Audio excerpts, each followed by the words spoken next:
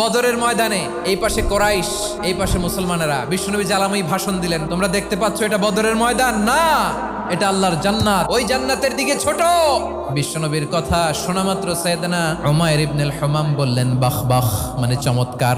বিশ্বনবী বললেন মা ইয়াহমিলুকা আলা কওলিকা বাখ বাখ ইয়া উমাইর, আমার এই কথা শুনে তুমি কেন বললা বাখ বাখ?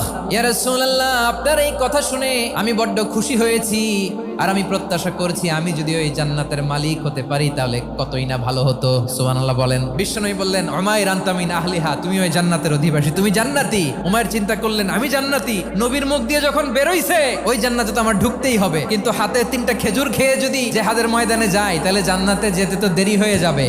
এই চিন্তা আসা মাত্রই খেজুর 3টাকে তিনি ছুঁড়ে মারলেন, তলোয়ার বের করে আল্লাহু আকবার বলে বদরের ময়দানে ঝাঁপিয়ে পড়লেন। আল্লাহর শত্রুদেরকে কচুকাটা করে এক পর্যায়ে শাহাদাতের সুধা পেয়ে নিজেও জান্নাতি হয়ে গেলেন। পড়েন সুবহানাল্লাহ।